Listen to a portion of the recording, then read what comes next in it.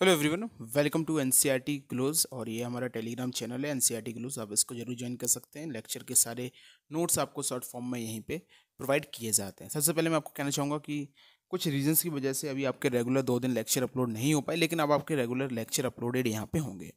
हम लोग यहाँ पे डिस्कस कर रहे थे बायोटेक्नोलॉजी का जो पहला पोर्शन है हमारा प्रिंसिपल एंड प्रोसेस, हम वो यहाँ पर डिस्कस कर रहे थे। हमने आपके साथ डिस्कशन कर चुके थे। हम यहाँ पे टाइप ऑफ बायोटेक्नोलॉजी का, ट्रेडिशनल एंड मॉडर्न बायोटेक्नोलॉजी का कोर टेक्निक हमने यहाँ पर डिस्कस की थी। हमने आप लोगों के साथ यहाँ पर डिस्कशन किया था रिकॉम्बिनेंट डीएनए के बारे में कि रिकॉम्बिनेंट डीएनए क्या होता है। हमने रिकॉम्बिनेंट डीएनए के फॉर्मेशन के बारे में पढ़ा था, जो स्टैनली कोहेन हर्बर्ट बॉयर के द्वारा आपका जो फर्स्ट रिकॉम्बिनेंट डीएनए है वो उसके बारे में बनाया गया था। उसके बारे में हमने यहाँ पर डिस्कशन किया था। हमने यहाँ पर 6 स्टेप जो थे वो यहाँ पर रिकॉम्बिनेंट डीएनए फॉर्मेशन के वो 6 स्टेप भी आप लोगों के साथ यहाँ पर शेयर किए थे। नेक्स्ट, एक बहुत ही इंपॉर्टेंट पैराग्राफ हमने आप लोगों के साथ प्रीवियसली 2 लेक्चर में डिस्कस किया था, जिसमें बताया था कि कोई भी डीएनए अगर हम किसी भी ऑर्गेनिज्म के अंदर यहाँ पे उसको डालते हैं तो वो अपने आप रेप्लिकेट यहाँ पे नहीं करेगा, क्योंकि जब तक वो उसके क्रोमोसोम का पार्ट नहीं बनेगा तब तक वो यहाँ पर रेप्लिकेट नहीं कर पाएगा। इसीलिए हमको यहाँ पे एक चीज़ हमने आपको पढ़ी थी कि यहाँ पे प्लाज्मिड की हमको रिक्वायरमेंट पड़ रही थी कि कोई भी डिजायर्ड जीन को यहाँ पे ट्रांसफ़र करने के लिए। तो ये सारी की सारी चीज़ें हमने आपके साथ शेयर की थी और काफ़ी डिटेल में आप लोगों के साथ ये सारी की सारी चीज़ें हमने शेयर की थी। और उसके बाद मैंने आपको 6 स्टेप जो है वो यहाँ पे बताए थे कि कौन कौन से 6 स्टेप हैं। आइसोलेशन ऑफ डिजायर्ड डीएनए, फिर उसको यहाँ पे कटिंग करना, कटिंग करने के बाद उसको वेक्टर में ट्रांसफ़र करना, वेक्टर में ट्रांसफ़र करने के बाद उसको लाइगेशन से जोड़ना, जोड़ने के बाद उसको होस्ट में ट्रांसफ़र करना और होस्ट के अंदर उसका जीन क्लोनिंग होना। ये सारे के सारे 6 स्टेप मैंने आप लोगों को बताए थे। और आपको मालूम है कि एनसीईआरटी में ये जो स्टेप दिएगा, और नीट का जो इस समय एक क्वेश्चन आप लोगों को पता होगा काफ़ी ज़्यादा ट्रेंड में चल रहा है, जिसमें एनसीईआरटी में अलग ऑप्शन दिएगा और एनटीए ने एक अलग ऑप्शन आपको वहाँ पे दिया है। इस साल भी इससे क्वेश्चन पूछा गया था। जो आपके 6 स्टेप मैंने बताए हैं, तो इन्हीं 6 स्टेप से मिलता जुलता क्वेश्चन पूछा गया था। सबसे पहले आइसोलेशन ऑफ डीएनए यहाँ पे किया जाता है। आइसोलेशन ऑफ डीएनए के बाद उसका जो है वो यहाँ पे कटिंग किया जाता है। तो एनसीईआरटी में ये लिखा है, लेकिन एनटीए ने जो ऑप्शन यहाँ पे प्रोवाइड किए हैं उसमें इसका अपोजिट वाला ऑप्शन यहाँ पे एनटीए ने इस ईयर आंसर में जो है वो यहाँ पे प्रोवाइड किया है। फिलहाल वो क्वेश्चन आप लोगों का जो भी होगा वो आप लोगों को नीट के रिजल्ट में मालूम चल जाएगा। लेकिन फिलहाल यहाँ पे isolation of DNA, cutting of DNA, उसके बाद फिर इसको वेक्टर में ट्रांसफ़र करना, वेक्टर में ट्रांसफ़र करने के बाद इसकी कटिंग पीस को यहाँ पे वेक्टर में जोड़ना, लाइगेशन करना, लाइगेशन करने के बाद इसको होस्ट में ट्रांसफ़र करना, होस्ट में ट्रांसफ़र के बाद यहाँ पे जीन क्लोनिंग होना। तो ये सारी की सारी चीज़ें यहाँ पे हम लोगों ने एनसीईआरटी से पढ़ी थी। एनसीईआरटी की एक लाइन में ये सारी की सारी चीज़ें आपको यहाँ पे दी गई हैं। तो ये बेसिक सा था, प्रीवियसली का रिकैप था। ये चीज़ें हमने आप लोगों के साथ यहाँ पर डिस्कस कर ली थी। सो स्टूडेंट्स, अब नेक्स्ट टॉपिक यहाँ पे स्टार्ट करेंगे। काफ़ी इंपॉर्टेंट टॉपिक है जो आपका नेक्स्ट टॉपिक है। वो टॉपिक का आप लोगों को मैं नाम बता देता हूँ, tools of recombinant DNA. Tools of recombinant DNA technology. Recombinant DNA technology, अगर देखिए रिकॉम्बिनेंट डीएनए टेक्नोलॉजी हम जो भी कर रहे हैं तो इसमें काफ़ी सारे टूल्स की जो हमको रिक्वायरमेंट यहाँ पे होने वाली है, वो सारी की सारी चीज़ें हम एक एक करके पढ़ेंगे। सबसे पहले मैं आपको बता देता हूँ कि आपको कौन कौन से टूल्स की जो है वो यहाँ पर रिक्वायरमेंट होने वाली है। सबसे पहले अगर हम बात करें कि आपने डीएनए को आइसोलेट कर लिया है, पहला स्टेप हमारा था। दूसरा स्टेप था कि इस डीएनए में डिजायर्ड जीन को यहाँ पे कट करना। तो यहाँ पे कटिंग के लिए सबसे पहले मैंने आपको बताया था कि मॉलिक्यूलर सीजर्स की आपको रिक्वायरमेंट होगी, जिसको यहाँ पर रेस्ट्रिक्शन एंजाइम के नाम से यहाँ पे इसको जाना जाता है। क्या नाम से जाना जाता है? Restriction enzyme. तो सबसे पहले हमको इस मॉलिक्यूलर सीजर की जो है वो यहाँ पे रिक्वायरमेंट पड़ने वाली है। दूसरे नंबर पे मैंने आपको कहा था कि इसको आपको यहाँ पे वेक्टर में यहाँ पे ट्रांसफ़र करना है। अगर आपको इसको वेक्टर में ट्रांसफ़र करना है तो सबसे पहले आपको यहाँ पे वेक्टर की रिक्वायरमेंट पड़ने वाली है। वेक्टर में ट्रांसफ़र करने के बाद फिर मैंने कहा कि आपको इसको जोड़ना है, तो आपको यहाँ पे डीएनए लाइगेस की जो है वो यहाँ पे रिक्वायरमेंट पड़ने वाली है। किसकी ज़रूरत पड़ने वाली है? डीएनए लाइगेस की जो है वो आपको यहाँ पे ज़रूरत पड़ने वाली है। डीएनए लाइगेस के बाद सबसे 4th नंबर पे था कि आपको इसको होस्ट में ट्रांसफ़र करना है, तो आपको यहाँ पे होस्ट की भी रिक्वायरमेंट पड़ने वाली है। इसके बारे में भी इसमें डिस्कस करेंगे। एंड लास्ट है आपका पॉलीमरेज चेन रिएक्शन, मतलब आपको यहाँ पे जो रेप्लिकेशन होगा उसमें आपको पीसीआर की ज़रूरत यहाँ पे पड़ेगी, जिसको डिटेल में आगे पढ़ेंगे। तो ये भी आपको पॉलीमरेज एंजाइम की भी आपको जो वो यहाँ पे रिक्वायरमेंट होने वाली है। तो ये सारे के सारे टूल्स हैं आपके, restriction enzyme, vector, ligase, host and आपका पीसीआर, मतलब आपका यहाँ पे पॉलीमरेज एंजाइम की आपको रिक्वायरमेंट पड़ने वाली है। पूरा का पूरा चैप्टर केवल और केवल इन 5 टूल्स के ऊपर अब यहाँ पे आपका चैप्टर बचा हुआ है। बाकी का पूरा चैप्टर आपका केवल और केवल इसी के अंदर है। मैंने आपको पहले ही बताया था कि आपको जेनेटिक इंजीनियरिंग और बायो प्रोसेस इंजीनियरिंग, मैंने बताया था कि पूरा चैप्टर इन्हीं दोनों के अंदर है। अभी जेनेटिक इंजीनियरिंग का हमारा पोर्शन चल रहा है। जेनेटिक इंजीनियरिंग में सबसे पहले हमने रिकॉम्बिनेंट डीएनए आपका पढ़ा, रिकॉम्बिनेंट डीएनए के बाद अब रिकॉम्बिनेंट डीएनए के टूल्स पढ़ रहे हैं। तो चैप्टर उसी के आसपास यहाँ पे चल रहा है। तो सबसे पहले हम बात करेंगे रेस्ट्रिक्शन एंजाइम के बारे में। रेस्ट्रिक्शन एंजाइम के बारे में हम कुछ डिस्कशन आपके साथ करेंगे। रेस्ट्रिक्शन एंजाइम जो हमारा पहला टॉपिक है, तो 1963 के आसपास की बात है। एक हमारे पास बैक्टीरिया था, बैक्टीरिया का नाम था इकोलाई। कौन सा बैक्टीरिया था? इस बैक्टीरिया का नाम था इकोलाई। ओके, ये हमारे पास एक बैक्टीरिया था, इसका नाम था इकोलाई। होता क्या था कि इसके जो बैक्टीरिया को जो अफेक्ट करने वाला आपका जो बैक्टीरियोफेज है, वो बैक्टीरियोफेज जैसे इसके ऊपर बैक्टीरिया के ऊपर जो है वो यहाँ पे अफेक्ट करता था। जैसे ही बैक्टीरियोफेज आया, बैक्टीरियोफेज ने बैक्टीरिया इकोलाई के ऊपर अटैक किया और इसने देखा कि इसने अपना जो मटेरियल है वो इसके अंदर ट्रांसफ़र किया। इसके अंदर क्या है? ट्रांसफ़र किया। और होता क्या था कि इससे ये इसके अंदर ट्रांसफ़र किया और इसने यहाँ पे अपना ग्रोथ शो किया। क्या शो किया? इसने अपना ग्रोथ शो किया और इस इकोलाई की जो है वो यहाँ पे डेथ हो गई। इकोलाई की क्या हो गई? यहाँ पे डेथ हो गई। तो इससे बचने के लिए देखा गया 1963 में कि दो एंजाइम ऐसे हैं जो इकोलाई जो है वो यहाँ पे निकालता है, इकोलाई यहाँ पे निकालता है, जिससे जो बैक्टीरियोफेज की जो ग्रोथ है वो यहाँ पे रेस्ट्रिक्ट हो जाए। क्या हो जाए? बैक्टीरियोफेज की जो ग्रोथ है वो यहाँ पे क्या हो जाए? रेस्ट्रिक्ट हो जाए। तो इसमें देखा गया, तो इसने दो प्रकार के जो है वो एंजाइम यहाँ पे देखे गए। सबसे पहला एक था आपका मिथाइल ग्रुप। पहला कौन सा था? मिथाइल ग्रुप था। दूसरा यहाँ पे जो एक एंजाइम था जिसको बाद में इसको पता किया कि ये डीएनए को जो है वो यहाँ पे कट करता है और इसका बाद में जाके नाम दिया गया जिसका नाम था रेस्ट्रिक्शन एंजाइम। तो देखा गया कि इकोलाई के ऊपर जब बैक्टीरियोफेज अफेक्ट करता है तो वो अपना मटेरियल, जेनेटिक मटेरियल इसके अंदर ट्रांसफ़र करता है। जब वो इसके अंदर ग्रोथ करता है मटेरियल्स का, तो इकोलाई की इसकी वजह से यहाँ पे डेथ हो जाती है। तो इकोलाई इनसे बचने के लिए दो प्रकार के जो यहाँ पे एंजाइम या फिर आप कह सकते हैं दो चीज़ें यहाँ पे सेक्रेट करता था, जिसमें पहला था मिथाइल ग्रुप और दूसरा था यहाँ पे आपका जो डीएनए को कट कर देता था, जो यहाँ पे ट्रांसफ़र कर रहा था बैक्टीरियोफेज, उसके डीएनए को कट कर देता था। उसको बाद में इसका नाम पड़ा रेस्ट्रिक्शन एंडोन्यूक्लियस। बाद में क्या नेम पड़ा इसका? Restriction endonuclease. ये चीज़ें यहाँ पे थी। सबसे पहले मिथाइल ग्रुप के बारे में एनसीईआरटी ने छोटा सा ही लिखा है कि मिथाइल ग्रुप क्या करता था। जैसे दूसरा वाला है जो डीएनए को कट करेगा। देखिए डीएनए को कट करेगा, अगर कोई कैची है, जैसे कहते हैं कि एक गन होती है, ये जो बंदूक है ये देख के नहीं मारती कि किसको घाली जा रही है। जैसे आप लोगों ने बहुत बार न्यूज़ में सुना होगा कि जो टेररिस्ट होते हैं वो अटैक करते हैं, तो ये नहीं देखा जाता कि वो बंदूक की गोली किसको लगने वाली है, किस धर्म, किस जाति, किस समुदाय के लोगों को लगेगी, वो किसी को भी मार सकती है। इसी प्रकार से रेस्ट्रिक्शन एंजाइम जो था, वो रेस्ट्रिक्शन एंजाइम किसी भी डीएनए को काटेगा। क्या पता ये इकोलाई के खुद के डीएनए को काट दी, इकोलाई बैक्टीरियोफेज की वजह से बाद में मरे, खुद के डीएनए की कटिंग की वजह से यहाँ पर रेस्ट्रिक्शन एंजाइम की वजह से मर जाए। तो इसी से बचाने के लिए मिथाइल ग्रुप था। क्या था? मिथाइल ग्रुप था। मिथाइल ग्रुप सेल्फ डीएनए को प्रोटेक्ट करने के लिए, कि भाई खुद के डीएनए की पहचान यहाँ पे हो सके, खुद के प्रोटेक्ट करने के लिए यहाँ पे था मिथाइल ग्रुप था। उसके खुद के डीएनए के चारों तरफ ऐसे मिथाइल ग्रुप ने इसको प्रोटेक्शन दे रखी थी कि ये इसको भाई साहब छोड़ देना है, रेस्ट्रिक्शन एंजाइम भाई साहब ये बैक्टीरियोफेज वाला, इसको आप भी काट पीट के एक तरफ कर दो। तो मिथाइल ग्रुप का काम ये था कि मिथाइल ग्रुप सिंपली प्रोटेक्शन का काम जो है वो यहाँ पे खुद के लिए यहाँ पे कर रहा था। लेकिन यहाँ पर रेस्ट्रिक्शन एंजाइम जो था वो डीएनए को कट कर रहा था। अब इसी के बारे में यहाँ पे डिस्कशन करेंगे। तो रेस्ट्रिक्शन एंजाइम के बारे में बात करें तो पहला जो रेस्ट्रिक्शन एंजाइम था, देखिए पहली बात हम सबसे पहले बात करें रेस्ट्रिक्शन एंजाइम कह रहे हैं, रेस्ट्रिक्शन एंडोन्यूक्लियस हम लोग पढ़ते हैं। तो सबसे पहले हम पढ़ते हैं न्यूक्लियस क्या होता है। एनसीईआरटी इसको बाद में लिखती है, मैं आपको इसको पहले पढ़ा देता हूँ। आप लोगों ने इसको पहले भी पढ़ा रखा। न्यूक्लियस का मतलब होता है nucleic acid digesting enzyme. Restriction enzyme जो है वो एक लार्जर क्लास ऑफ एंजाइम से बिलोंग करता है जिसका नाम है न्यूक्लियस, इसीलिए इसको नाम देते हैं restriction endonuclease, restriction exonuclease. Nucleus का मतलब क्या होता है? न्यूक्लियस का मतलब होता है nucleic acid digesting enzyme, nucleic acid digesting enzyme. इसीलिए तो ये डीएनए को कट कर पा रहा है, क्योंकि ये न्यूक्लियस क्लास जो ग्रुप ऑफ एंजाइम है, न्यूक्लियस ग्रुप ऑफ एंजाइम से बिलोंग करता है और इसका काम है न्यूक्लिक एसिड डाइजेस्टिंग एंजाइम। ये न्यूक्लिक एसिड को यहाँ पर डाइजेस्ट करता है।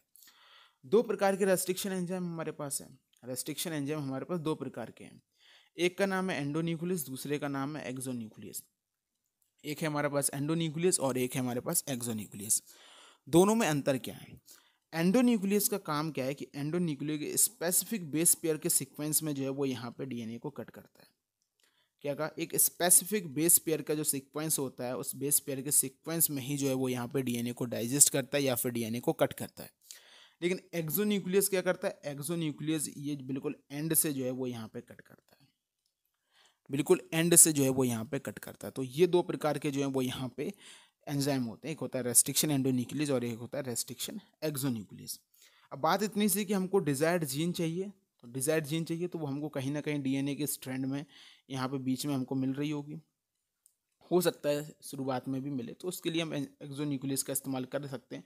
लेकिन बेसिकली हम यहाँ पर रेस्ट्रिक्शन एंडोन्यूक्लियस के बारे में आपने पढ़ा है, इसलिए इसको रेस्ट्रिक्शन एंडोन्यूक्लियस, क्योंकि ये एक स्पेसिफिक बेस पेयर के सीक्वेंस में ही डीएनए को कट करता है, इसीलिए इसको हम रेस्ट्रिक्शन एंडोन्यूक्लियस कहते हैं। तो एंडोन्यूक्लियस इसको क्यों इस्तेमाल किया गया, एंडोन्यूक्लियस क्यों कहते हैं, एनसीईआरटी कई बार पूछ सकती है, नीट कई बार पूछ सकता है एनटीए कि एक्सोन्यूक्लियस और एंडोन्यूक्लियस में क्या डिफरेंस है। तो एक्सोन्यूक्लियस और एंडोन्यूक्लियस में बेसिकली एक छोटा सा ये डिफरेंस आप लोगों के सामने है। ओके, न्यूक्लियस का मतलब होता है न्यूक्लिक एसिड डाइजेस्टिंग एंजाइम। अब थोड़ी सी टिपिकल कहानी है। जो पहला रेस्ट्रिक्शन एंडोन्यूक्लियस है, वो पहला रेस्ट्रिक्शन एंडोन्यूक्लियस आपका है हिंद सेकंड। जब इसकी नेमिंग बताएंगे तो इसकी कहानी आपको तब डिस्कस करेंगे, नेमिंग में इसकी कहानी डिस्कस करेंगे। अभी थोड़े से 5 से 10 मिनट के बाद आपकी नेमिंग ही स्टार्ट इसकी होगी। पहला रेस्ट्रिक्शन एंडोन्यूक्लियस था आपका हिंद सेकंड, लेकिन इसका जो फंक्शनिंग था, देखिए एंडोन्यूक्लियस है तो एंडोन्यूक्लियस का मतलब है कि स्पेसिफिक बेस पेयर के सीक्वेंस पे ये वर्क करने वाला है।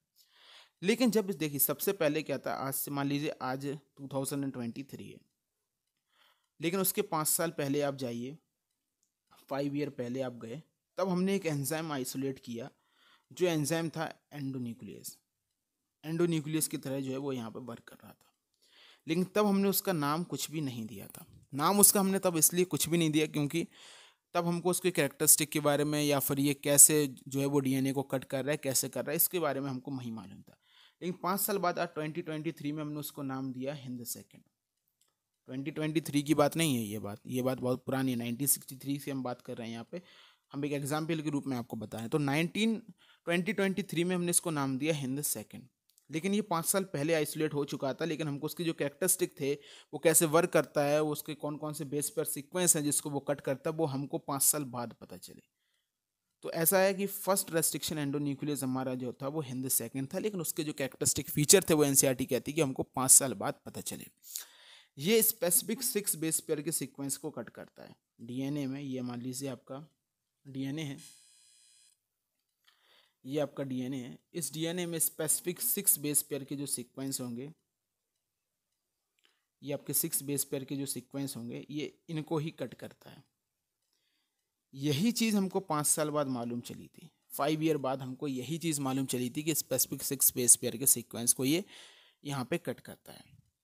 ओके ओके, हिंद सेकंड के अलावा आज हमारे पास 900 रेस्ट्रिक्शन एंजाइम है। एनसीईआरटी लिखती है कि हिंद सेकंड के अलावा आज हमारे पास 900 रेस्ट्रिक्शन एंजाइम है, जो बैक्टीरिया के 230 डिफरेंट स्ट्रेन से जो है वो यहाँ पे निकाले गए हैं। किससे निकाले गए हैं? 230 अलग अलग बैक्टीरिया के जो स्ट्रेन्स हैं उनसे जो है वो यहाँ पे निकाले गए हैं। अब बहुत ही इंपॉर्टेंट चैप्टर है, बहुत ही इंपॉर्टेंट पोर्सन जो है इस पर्टिकुलर पैराग्राफ का, वो यहाँ पे नेमिंग। क्या है? नेमिंग। रेस्ट्रिक्शन एंडोन्यूक्लियस या फिर रेस्ट्रिक्शन एंजाइम की हमको नेमिंग कैसे करनी है। हमारे पास एक बैक्टीरिया है इशर्चिया कोलाई, और इसका स्ट्रेन होता है RY13। ये पूरा हमारे पास बैक्टीरिया है। तो बैक्टीरिया की नेमिंग करने के लिए सबसे पहले एनसीईआरटी कहती है कि जो उसका जीनस का जो उसका पहला नेम है, पहला अक्षर है जीनस का, हमको बोल लेना है। ये इसके जीनस का पहला अक्षर है, हमने बोल लिया। दूसरे 2 लेटर हमको उसके बैक्टीरिया के स्पीसीज से लेने हैं, स्मॉल लेटर होते हैं ई को। हमको फिर उसका एक अक्षर जो है उसके स्ट्रेन से लेना है, इसका हमका हो गया R। अब यहाँ पे बाद में हमको यहाँ पे लास्ट में जो हमको ऐड करना है, वो लास्ट में हमको यहाँ पे सीक्वेंस उसका जो है वो यहाँ पे ऑर्डर करना है, रोमन नंबर में हमको लिखना है। सबसे पहले ये फाइंड किया गया EcoR फर्स्ट, फिर उसी बैक्टीरिया से एक और रेस्ट्रिक्शन एंजाइम हमको पता चला, लेकिन उसका बेस पेयर का सीक्वेंस अलग है, फिर हमने उसको नाम दिया EcoR सेकेंड। फिर कुछ टाइम बाद हमको उसी बैक्टीरिया से एक और हमको रेस्ट्रिक्शन एंडोन्यूक्लियस के बारे में पता चला, जिसका बेस पेयर का सीक्वेंस अलग है, हमने उसको नाम दिया EcoR3। फिर हमको एक और पता चला जिसका बेस पेयर का सीक्वेंस अलग है, इसलिए हमको उसको नाम दिया EcoR4। क्या नाम दिया? EcoR4। तो ये इसका नेमिंग है। पहला अक्षर एंडोन्यूक्लियस रेस्ट्रिक्शन एंजाइम की नेमिंग का जो पहला अक्षर है वो उस बैक्टीरिया, जिस बैक्टीरिया से वो निकाला गया, उसका जीनस है। फिर 2 लेटर जो हैं जो पर्टिकुलर बैक्टीरिया जिससे वो निकाला गया है उसके स्पीसीज के हैं, फिर एक उसके आपके स्ट्रेन का है, और बाद में आपके जो रोमन नंबर हैं जब उस बैक्टीरिया को जिस पर्टिकुलर सीक्वेंस में या फिर जिस ऑर्डर में जब वो यहाँ पे आइडेंटिफाइड हुआ। तो यही चीज़ हिंद सेकंड में हुई। हिंद जो है आपका Haemophilus influenza RD, Haemophilus influenza से ये निकाला गया, हीमोफिलस इन्फ्लुएंजा आरडी। तो इसका पहला अक्षर लिया, आई लिया, और यहाँ से हमने डी लिया, ये बन गया हमारा यहाँ पे हिंद। लेकिन हिंद 2 क्यों नाम पड़ा? अब आप ये सोच रहे हैं कि इसका हिंद 2 क्यों नाम पड़ा, जब ये सबसे पहला रेस्ट्रिक्शन एंजाइम था। हिंद सेकंड, अभी मैंने कहा कि आपका ये सबसे फर्स्ट रेस्ट्रिक्शन एंजाइम था, तो इसका नाम हिंद सेकंड क्यों पड़ा, हिंद फर्स्ट क्यों नहीं पड़ा? हिंद सेकंड इसका नाम इसलिए पड़ा क्योंकि इसका जो बेस पेयर का सीक्वेंस था या फिर इसके जो कैरेक्टरिस्टिक थे वो हमको 5 साल बाद पता चले। उसके पहले हमको एक और इसी बैक्टीरिया से, हीमोफिलस इन्फ्लुएंजा बैक्टीरिया से हमने एक और रेस्ट्रिक्शन एंजाइम निकाल लिया था जिसका बेस पेयर का सीक्वेंस हमको तभी पता चल गया था, इसलिए हमने उसका नाम हिंद फर्स्ट कर दिया। लेकिन हिंद सेकंड इसलिए हमने उसका नाम दिया क्योंकि उसके बेस पेयर का सीक्वेंस 5 साल बाद पता चला था। समझिए, ये बात है मान लीजिए 1990 की। फॉर एन एग्जाम्पल बोल रहा हूँ, 1990 में आपने हीमोफिलस इन्फ्लुएंजा बैक्टीरिया से एक रेस्ट्रिक्शन एंजाइम निकाला, लेकिन अभी तक आपने उसकी नेमिंग नहीं दी क्योंकि आपको उसके कैरेक्टरिस्टिक पता नहीं थे। आपने उसके ऊपर स्टडी यहाँ पे स्टार्ट की, आपने उसके ऊपर रिसर्च स्टार्ट की। लेकिन 1991 का समय आया और 1991 के समय में उसी हीमोफिलस इन्फ्लुएंजा बैक्टीरिया से एक और रेस्ट्रिक्शन एंजाइम निकला जिसकी आपने स्टडी स्टार्ट की, और वो स्टडी 1992 में मान लीजिए ख़त्म हो गई। तो यहाँ पे अब आपको उसकी नेमिंग देनी थी, तो आपने इसका नेम दे दिया हिंद फर्स्ट। लेकिन जो आप पहले से ही स्टडी 1990 से शुरू कर चुके थे वो जाके आपकी 5 साल बाद 1995 में ख़त्म हुई, लेकिन आपने देखा कि हिंद फर्स्ट नेम पहले से ही पड़ चुका है, इसलिए आपने इसका नाम हिंद सेकेंड आपको इसको देना पड़ा। ओके, तो आई होप आप लोग समझ गए होंगे कि हिंद सेकंड है फर्स्ट रेस्ट्रिक्शन एंजाइम, लेकिन उसके ऑर्डर, नेमिंग के ऑर्डर के हिसाब से यहाँ पे सेकंड क्यों आया। तो अभी तक हमने काफ़ी सारी चीज़ें डिस्कस की, उसको एक करके पढ़ेंगे कि इकोलाई के अंदर 2 प्रकार के हमको एंजाइम, 2 प्रकार के ग्रुप देखने को मिले। एक था मिथाइल ग्रुप था, दूसरा आपका यहाँ पर रेस्ट्रिक्शन एंजाइम था। देन मैंने आपको बताया कि रेस्ट्रिक्शन एंजाइम जो होते हैं वो एक ग्रुप ऑफ एंजाइम से बिलोंग करते हैं जिसका नाम है न्यूक्लियस। न्यूक्लियस का मतलब होता है nucleic acid digesting enzyme. Then मैंने आपको बताया ये 2 प्रकार के होते हैं, रेस्ट्रिक्शन एंडोन्यूक्लियस और रेस्ट्रिक्शन एक्सोन्यूक्लियस। एंडोन्यूक्लियस आपका एक स्पेसिफिक बेस पेयर के सीक्वेंस में कट करता है, जबकि एक्सोन्यूक्लियस एंड पे जो है वो यहाँ पे कट करता है। फिर मैंने आपको बताया कि हिंद सेकंड जो है वो आपका फर्स्ट रेस्ट्रिक्शन एंडोन्यूक्लियस और एक स्पेसिफिक 6 बेस पेयर के सीक्वेंस पे जो है वो यहाँ पे वर्क करता है। फिर मैंने आपको यहाँ पे नेमिंग के बारे में बताया कि इनकी नेमिंग कैसे की जाती है। जो उसका पहला लेटर उसकी जीनस से लेना है, सेकंड 2 लेटर आपको उसके स्पीसीज से लेना है, फिर आपको एक उसके स्ट्रेन से लेना है, और उसके बाद आपका जो ऑर्डर है वो रोमन नंबर में लिखना है जिस भी ऑर्डर में आपने उसको यहाँ पे आइडेंटिफाई यहाँ पे किया हुआ है। नेक्स्ट चीज़ मैंने आपको याद करने वाली बताई कि 900 जो है वो आपको यहाँ पर रेस्ट्रिक्शन एंजाइम आपके पास हैं, जो कि आपके बैक्टीरिया के 230 अलग अलग स्ट्रेन से फाइंड आउट किए गए। अलग अलग स्ट्रेन का मतलब है जो कोई हम यहाँ पर लिख रहे हैं, जो RY13 हुआ, ये सारे के सारे आपके स्ट्रेन जो हैं वो यहाँ पे होते हैं। RY13 इकोलाई का एक स्ट्रेन जो है वो यहाँ पे है।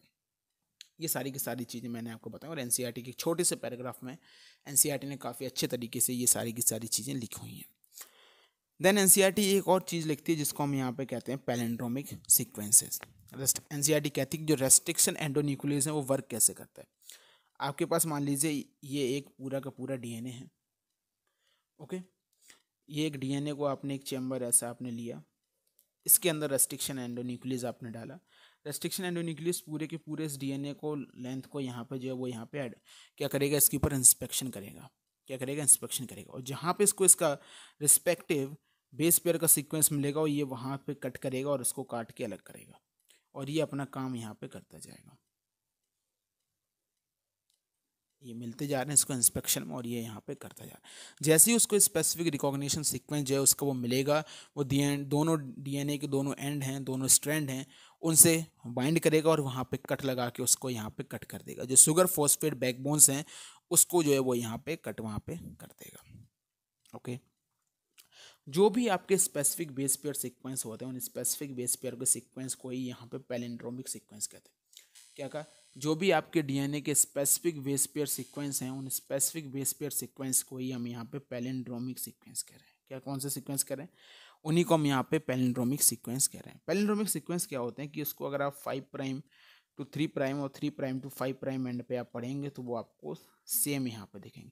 अगर आप इस साइड से पढ़ेंगे तो भी आपको सेम होंगे, इस साइड से आप पढ़ेंगे तो भी यहाँ पे आपको सेम दिखेंगे। एनसीईआरटी यहाँ पे एक एग्जाम्पल देती है, जो एग्जाम्पल एनसीईआरटी ने लिख रखा है वो यहाँ पे मलयालम का। कौन सा एग्जाम्पल? मलयालम। अगर आप इसको इस साइड से पढ़ेंगे तो भी वो मलयालम होगा, आप इसको इस साइड से भी पढ़ेंगे तो भी वो मलयालम ही होगा। तो इसी प्रकार से पैलिंड्रोमिक सीक्वेंस होते हैं, अगर आप उसको किसी भी तरीके से पढ़ें तो वो यहाँ पे आपके सेम रहेंगे। इसके लिए एनसीईआरटी ने एग्जाम्पल दे रखा है, एग्जाम्पल एनसीईआरटी ने दे रखा है इक्वार फर्स्ट का। किसका एग्जाम्पल दे रखा है? इक्वार फर्स्ट का एनसीईआरटी ने एग्जाम्पल जो है वो आपके सामने यहाँ पे दे रखा है। और एनसीईआरटी ने लिखा है कि 5 प्राइम टू 3 प्राइम जो इसका एंड है, और यहाँ 3 प्राइम टू 5 प्राइम जो इसका एंड है, अगर उसमें देखें तो GAATTC CTTAAG।